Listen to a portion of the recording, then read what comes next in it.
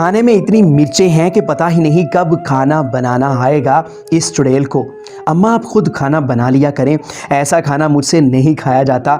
अम्मा बोली बेटा यहाँ बनाना सीख जाएगी तो ससुराल में अच्छा बनाएगी, इसलिए इसी से बनवाती हूँ सब। मतलब इसकी शादी तक बर्दाश्त करना पड़ेगा। अब अम्मा मुझे गुस्से से घूरने लगी।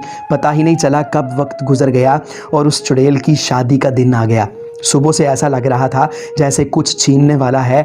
वही बहन जिससे बात बात पर लड़ता था आज जान से प्यारी लग रही थी। आज सिर्फ उसी की फिक्र थी। फिर रुखसती के टाइम खुद को बच्चों की तरह रोते देखा। यूं लग रहा था दुनिया लुट गई हो। हर वक्त बहनों से लड़ लड़ के, मगर जब ये वक्त आता है जैसे जिस्म से जान ही निकल जाती है। अल्लाह पाक सबकी बहनों और माँ बाप की बेटियों के नसीब अच्छे करे, आमीन।